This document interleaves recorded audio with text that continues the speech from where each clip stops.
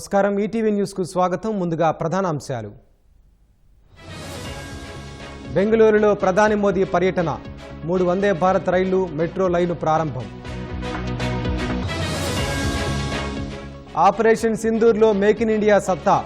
కొన్ని గంటల్లోనే పాక్ కాళ్లబేరానికి వచ్చిందన్న మోదీ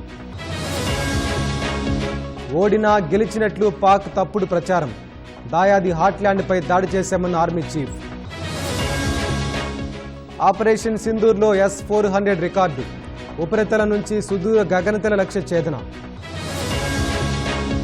అమెరికా సుంకాలపై రాజ్నాథ్ పరోక్ష విమర్శలు భారత వృద్ధిని ఎవరూ ఆపలేరని వ్యాఖ్యలు